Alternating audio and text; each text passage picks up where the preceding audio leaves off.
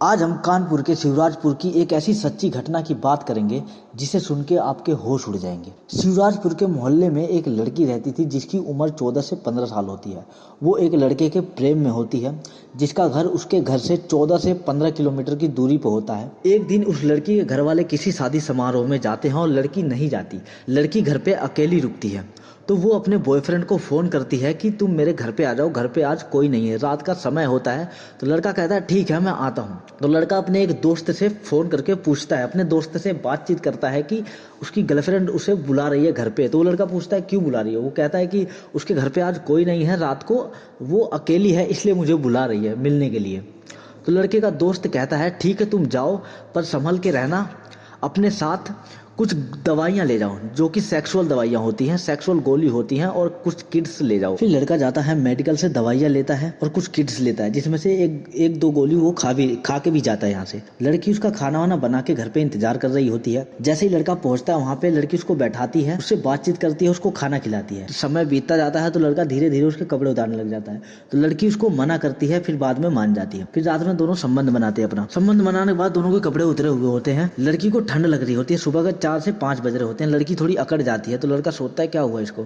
फिर लड़का उस बात पे ध्यान ना देते हुए फिर उसके साथ एक दो तीन बार और संबंध बना। तो लड़की पूरी अकड़ जाती है, उसको ठंड लग रही होती है, ज्यादा ठंड का टाइम होता है। तो लड़की खड़े खड़े उसके बाद फिर वो संबंध बना के फिर उसके साथ थोड़ी देर रुकता है, उसके बाद फिर बनाने की कोशिश करता है। तो लड़की का शरीर अकड़ जाता है और लड़की गिर जाती है, बेहोश हो जाती है, चक्कर आ जाते हैं उसे। थी तो आखिर में छोटी बच्ची ही, 14 से 15 साल की बच्ची थी वो। तो लड़का ये सब देख के डर जाता है और वहां से भाग जाता है। पर लड़का इस बात से अनजान था कि उस घर में एक और शख्स उसके अलावा उस लड़की के अलावा एक और शख्स उसमें रुका हुआ था जो कि उस लड़की की छोटी भतीजी थी, जो कि जगी हुई थी और सारी रात में जग के वो सारा कुछ देख रही थी।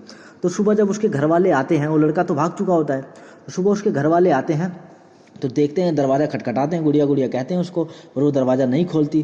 तो छोटी बच्ची रहती है, वो जाके खोलने की कोशिश करती है पर उससे भी नहीं खुलती, कुंडी ऊपर होती है थोड़ी। तो ये लोग क्या करते हैं, उससे पूछते हैं, पर वो छोटी बच्ची तो खोल नहीं पाती और वो नग्न अवस्था में बेचारी बच्ची वो पड़ी हुई थी उधर चारपाई पे। तो वो क्या करते हैं, दरवाज़ा तोड़ देते हैं। दरवाज़ा खोल के देखते हैं तो फिर वो उसके घर वाले सारे डर जाते हैं, रोना धोना होता है थोड़ा बहुत। फिर वो जो छोटी गुड़िया होती है वो सारी बात बता देती है अपने घर वालों को। फिर वो क्या करते हैं कि लड़की को जल्दी से भाग के हॉस्पिटल ले जाते हैं। तो हॉस्पिटल में ले जाने के बाद डॉक्टर चेक करता है। फिर डॉक्टर बोलता है कि ये लड़की इस दुनिया में नहीं रही, अब इसकी डेथ हो चुकी है। तो फिर पुलिस को बुलाया जाता है। पुलिस आती है, जांच पड़ताल करती है और पुलिस उस बच्ची से पूछती है, जो उस लड़की की भतीजी होती है, उससे पुलिस पूछताछ करती है। उसने बताया, फिर लड़की ने, छोटी बच्ची ने बताया कि हाँ एक रात को एक लड़का आया हुआ था। फिर वो घर में जाके जांच पड़ताल करते हैं। वो लड़की सारा कुछ बताती है उन्हें कि एक लड़का आया था, ऐसे ऐसे हुआ था। वो जितना बता सकती थी उसने, लड़की ने, छोटी बच्ची ने उसको पुलिस वालों को बताया। वो घर पे जाते हैं, जांच पड़ताल करते हैं जहाँ पे वो कांड हुआ था।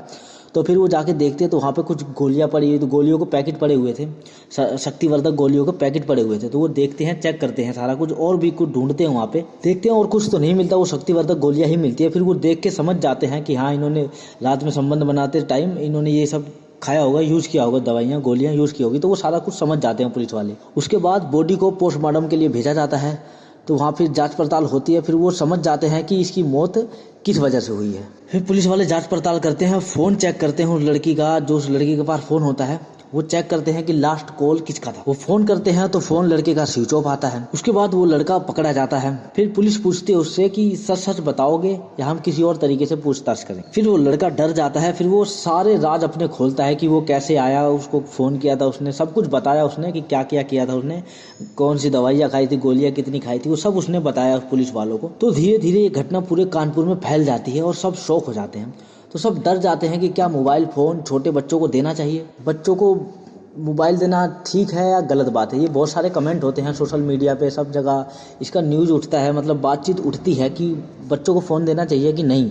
अगर देना चाहिए तो उनके जांच पड़ताल करनी चाहिए कि बच्चे क्या कर रहे हैं फ़ोन के साथ, किससे बात कर रहे हैं, कब बात कर रहे हैं, उनकी सब देख रेख करनी चाहिए जब फ़ोन देना चाहिए।